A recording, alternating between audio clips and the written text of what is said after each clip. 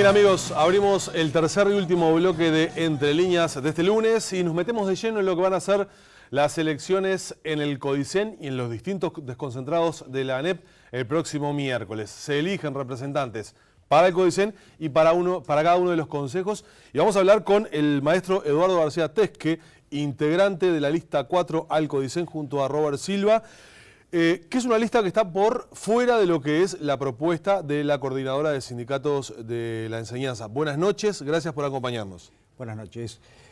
Sí, realmente somos una lista que integra el conjunto de docentes que participan como electores y como posibles elegidos en las próximas elecciones, en los próximos comicios del miércoles 18 de noviembre.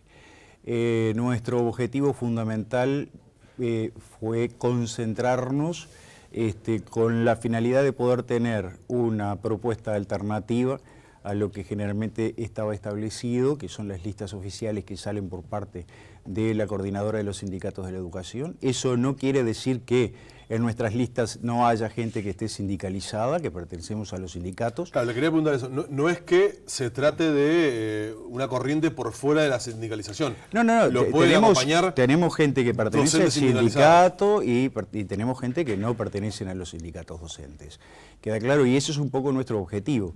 Digo, tratar de nuclear y de hacer un conjunto, un agrupamiento de compañeros que, bajo el lema participación plural y sin exclusiones, pudiéramos tener por lo menos la instancia de participación y la oportunidad de tener voto en cualquiera de los organismos a los cuales se están ofreciendo los cargos a través del acto electoral. Robert Silva, que es el titular en este caso de la lista, es una persona vinculada en asesoramiento educativo al Partido Colorado, evidentemente.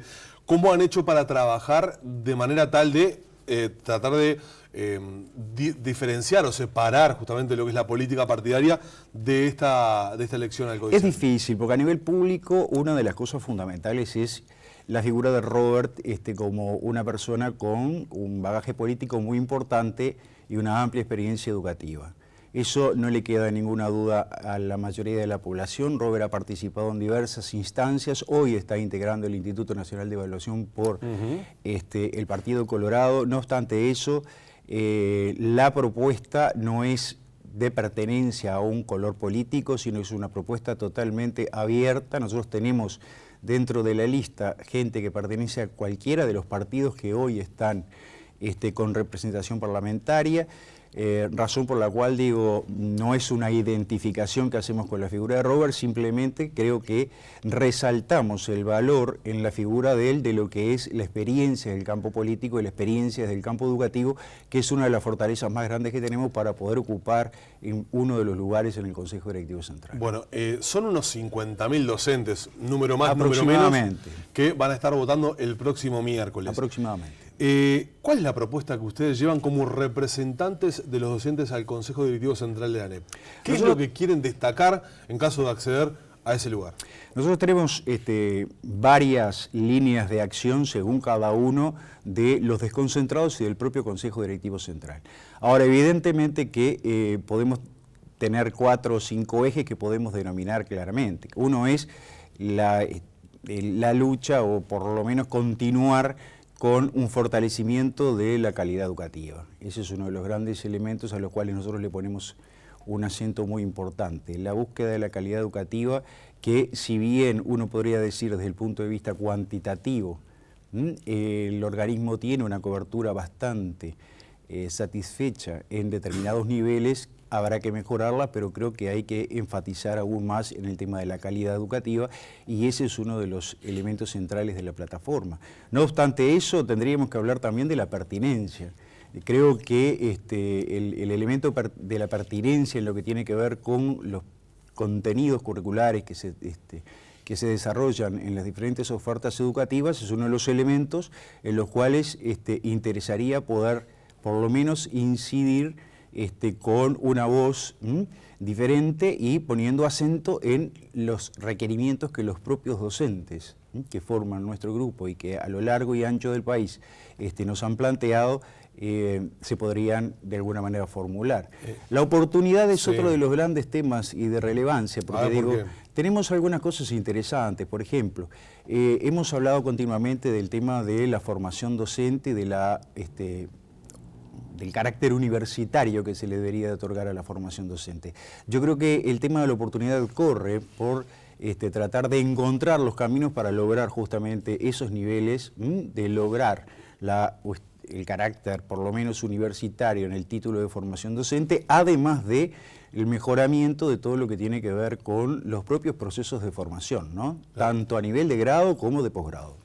Hablando de los alumnos y yendo al tema alumnos específicamente, ¿cuál es la postura que toman ustedes frente a la cantidad de días de clase que se tienen, tanto a nivel de primaria como de secundaria, también de UTU por supuesto, pero básicamente hemos hecho y hemos dicho muchas veces y escuchado en los medios de comunicación una crítica constante en cuanto a que no se alcanza nunca la cantidad de días de clase deseadas, y muchas veces esto responde a afectaciones de carácter gremial que impiden alcanzar eso. ¿Cómo se paran frente a eso? Sí, evidentemente hay variables que uno puede controlar y otras que no pueden controlar, ¿no? Que están un poco, son variables que están permanentemente ahí a disposición de alterar cualquier planificación que se haga al respecto.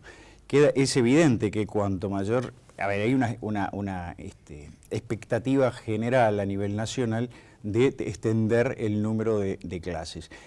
Si lo vemos en la realidad, digo, llegar a 180, 190 y 200 días de clase implica cambios profundos desde el punto de vista no solo de las condiciones educativas, sino básicamente en lo que tiene que ver con los resultados educativos. Yo creo que hay que seguir poniendo énfasis en extender la cantidad de días de clases. No solo es cantidad, sino calidad también. Evidentemente, porque digo, extendemos los días de clase, pero en esos días de clase que extendemos tenemos que lograr que los resultados no sean satisfactorios. Ese es uno de los elementos centrales. Ahora, hay que seguir estudiando cuáles son las posibilidades, diríamos con mayor realidad, para poder lograr una extensión de días de clase. ¿Y si hay propuestas arriba de la mesa con respecto a eso, sí, y evidentemente que es uno de los temas a discutir. Y si ustedes hubieran estado sentados en la mesa del CODICEN, ¿hubieran avalado la esencialidad de la cual ya hablamos y mucho hace meses atrás? Esos resortes institucionales para algunos fueron adecuados y para otros no fueron adecuados. Evidentemente que yo te lo tengo que hablar a título personal ahí. Yo creo que la esencialidad en ese caso fue un error frente a la situación que estaba transitando el sistema educativo. No obstante, y eso es importante, hubieron muchos silencios, y esos silencios marcaron justamente un conjunto de respuestas, no dichas, pero sí reales, con respecto a lo que fue el tema de la esencialidad. ¿De quiénes? ¿Silencios de quiénes? Y silencio de autoridades, de muchísimos... ¿El CODICEN se apartó, por ejemplo, de ese capítulo? Por ejemplo. Pero evidentemente digo que creo que son respuestas que quizá fueron oportunas a ese momento, atendiendo a las características de cómo venía la situación, ¿no? ¿Y cómo amalgamar entonces desde el CODICEN esa relación con los sindicatos necesaria para, por ejemplo, evitar tantas medidas que perjudiquen en definitiva en lo que es el dictado de los cursos? Yo creo que, uno de los primeros factores que hay que tener siempre en cuenta, que es la variable central en cualquier situación, es la de dialogar. Yo creo que el diálogo es uno de los instrumentos fundamentales que por suerte nosotros lo tenemos arriba de la mesa en forma permanente, y que ese diálogo es el que permite llegar a consensos. Hemos visto en diferentes situaciones durante lo que va del año que en la medida que se empieza a dialogar, empiezan a aparecer por lo menos algunos resultados positivos con respecto a los diferentes elementos que se han planteado. El diálogo y la negociación creo que son dos factores que tienen que estar allí, siempre presentes. En ese sentido damos fe de que cualquiera de los integrantes de la lista 4, y en particular el caso de Robert, y de las listas 104, 204, 304, 301 y 311, estamos totalmente abiertos en ese sentido a dialogar y a tratar de buscar los caminos para encontrar las soluciones a los diferentes temas que se presenten. Vamos a puntualizar que en la nómina que usted relataba de las listas, son las listas 4 del CODICEN, 104 a primaria, 204 a secundaria, y 304 en el caso de UTU, concretamente. Y hace una sumatoria. Y a su vez tenemos un lema junto con las listas 301 y 311. Juntos podemos. ¿Cuándo esperan los resultados? ¿En la misma noche la Corte Electoral ya los tendrá disponibles o al otro día? Y esperemos que sí, por lo menos los resultados primarios en la misma noche, a mitad de la jornada de la noche ya debe de estar los resultados. Maestro, gracias por habernos acompañado esta noche. Seguramente tendremos oportunidad de seguir conversando. A las órdenes, un gusto. Yo sigo con Daniel, que sobre este tema también tiene mucho para...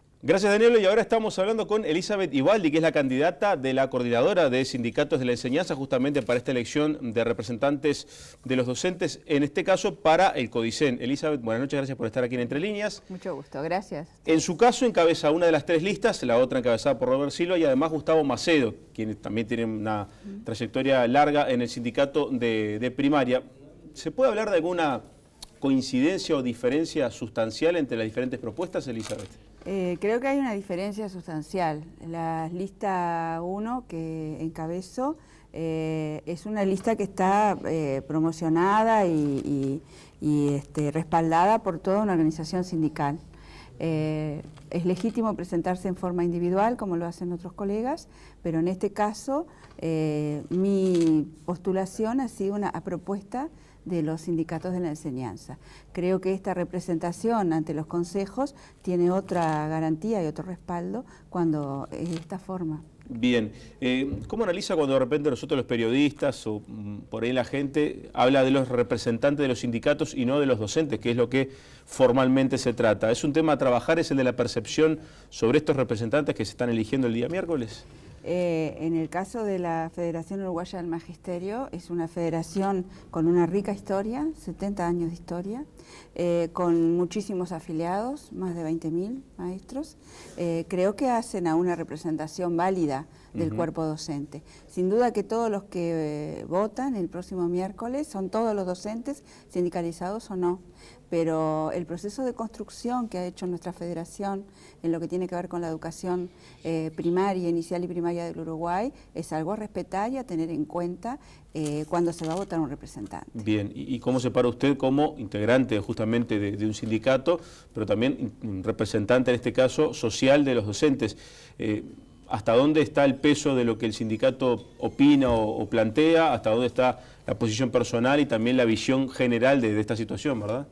Es importante destacar que esta representación es el segundo periodo que se realiza porque si bien consta desde las actas fundacionales de la Federación Uruguaya del Magisterio, con la firma de maestros de la talla de Julio Castro y de Miguel Soler, esta necesidad y convicción de que los consejos tienen que estar integrados por representantes de los docentes, se logró a partir de la ley del 2008.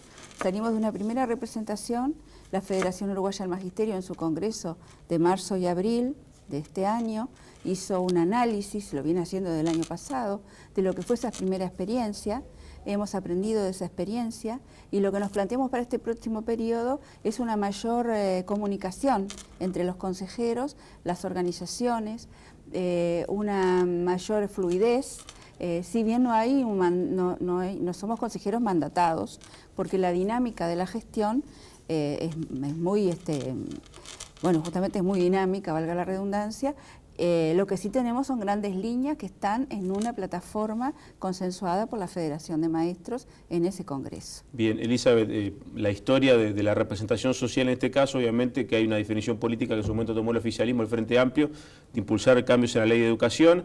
En la última campaña hubo candidatos que cuestionaban la presencia de representantes sociales en los directorios. ¿Cómo se trabaja esa comunicación con la clase política, digamos? ¿Hay que convencer de la importancia de que estén ustedes allí en los organismos, tanto el CODICEN como los desconcentrados? Tenemos que seguir convenciendo porque lo que nosotros queremos es una mayoría de consejeros votados por los docentes. Pero vamos en camino, valoramos este espacio y por supuesto que defendemos la autonomía, está dentro de nuestros postulados principales. En esa defensa de la autonomía que está planteada desde José Pedro Varela para preservar a la educación de los avatares políticos. En ese sentido que continuaremos trabajando. Bien, le quiero preguntar por algunas cosas de coyuntura, digamos. ¿Entiende que faltó una presencia más fuerte del CODICEN ante episodios como por ejemplo la desocupación del edificio que se registró hace unas semanas atrás, para evitar justamente lo que pasó después? Bueno, es un tema muy puntual. Nosotros como sindicato no tenemos una postura referente a ese tema, la participación o no del CODICEN. Lo que sí sucedió en ese contexto es la puesta sobre la mesa del cargo, o sea, el cargo a disposición de los consejeros votados por los docentes y la renuncia de la consejera representante por la FUM, Teresita Capurro, quien, vale decir, que defiende este espacio de participación y nos ha acompañado durante toda la campaña en la que venimos recorriendo todo el país. Bien, pero más allá de, obviamente, lo que usted decía, esto surgió por la esencialidad. Los representantes sociales tuvieron una posición más definida sobre, bueno, en esta circunstancia no podemos seguir, pero se entiende que debería haber habido otra discusión dentro del propio Consejo que apareció, por lo menos, ausente en algunas instancias como la esencialidad, cuando obviamente había un descontento de parte de los sindicatos y de los docentes en general por la medida que tomó el gobierno.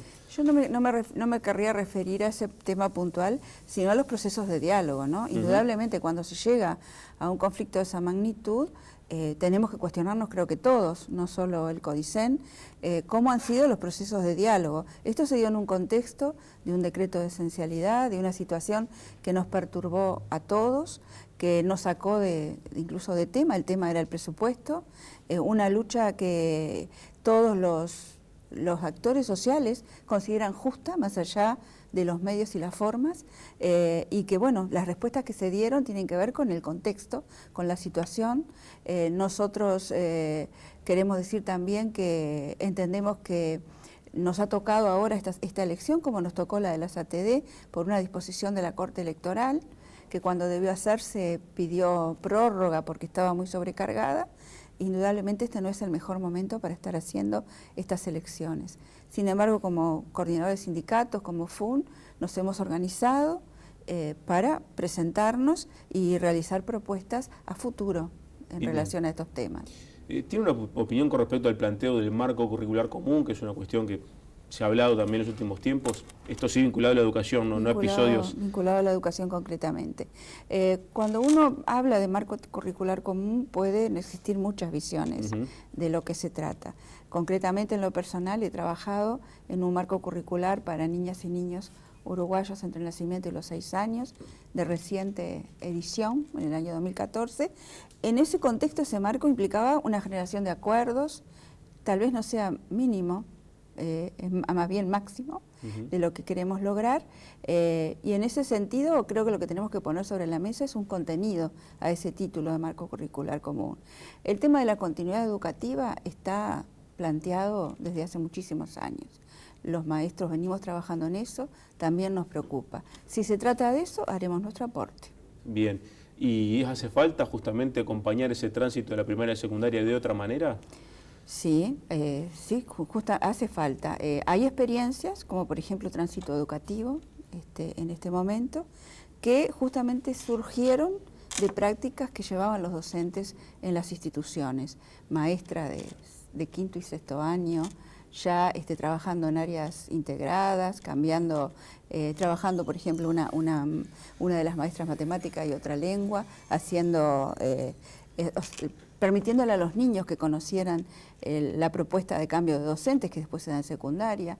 Hay muchas experiencias de maestros de sexto año trabajando con las instituciones a los que los niños seguirían estudiando, y esas propuestas que salieron de las prácticas de los docentes componen hoy lo que se llama el programa Tránsito Educativo. O sea que creemos que es muy válido escuchar a los docentes, entender sus prácticas, y que lo importante de esta representación es que eso esté arriba de la mesa en los órganos de decisión. Creemos en las reformas desde las aulas. Bien, ahora usted planteaba lo del tránsito educativo.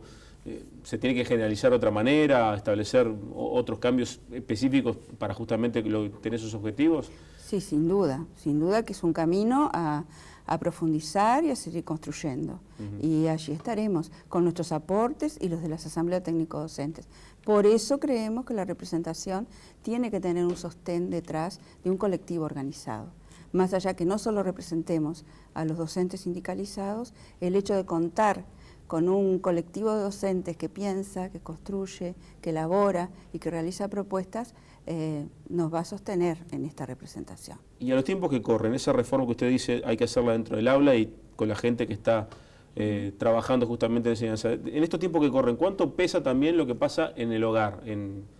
Con diferentes realidades donde capaz que los padres no acompañan de la misma manera que antes justamente ese tránsito educativo o el pasaje de la primaria a la secundaria.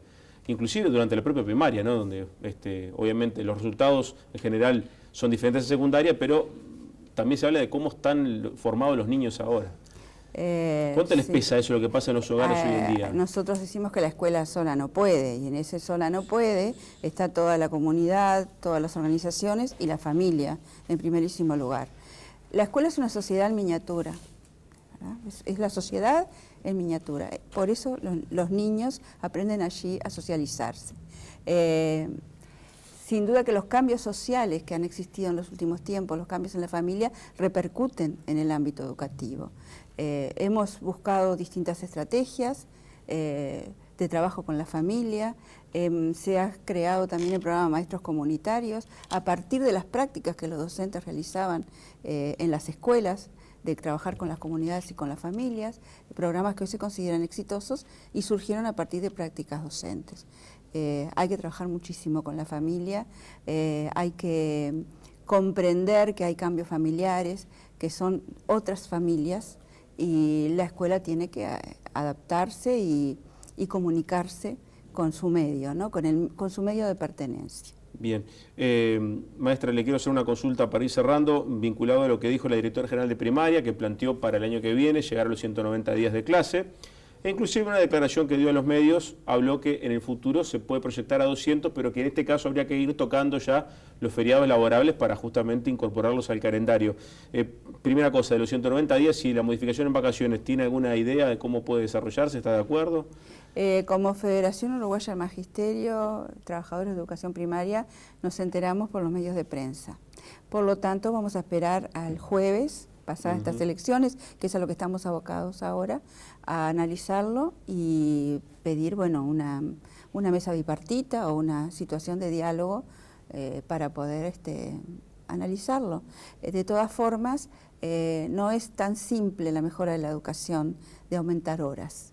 Nosotros tenemos en nuestra plataforma muchas propuestas para aumentar calidad, que sean que sea una mejor educación, además, posiblemente de más horas. No le suena tanto eso de que a tantos días mejor educación es y a veces automáticas. son pensamientos muy simples, ¿no? Para buscar soluciones a problemas complejos. Es para llenar el ojo de repente a la gente que le exige más a la educación que antes. No quiero entrar en adjetivaciones, pero me gustaría una discusión más profunda que sin duda es la que va a hacer la Federación de Maestros. Bien, Elizabeth Ibaldi, muchas gracias por estar aquí en Entre Líneas y bueno, estaremos atentos a los resultados que se darán el próximo miércoles con la elección de representantes sociales en el CODICEN y en los desconcentrados. Sí, nosotros estamos con la lista 1 al CODICEN, la lista 101 al Consejo de Educación Inicial y Primaria y la 201 al de secundaria y la 310, 311, 312 y 314 a técnico profesional. Elizabeth, muchas gracias. Gracias a ustedes. Muy bien, hasta aquí llegamos entonces con esta edición de Entre Líneas junto con Danilo Tegaldo. El próximo lunes a la misma hora estaremos de vuelta con ustedes con más información, con más actualidad. Que pasen ustedes muy bien.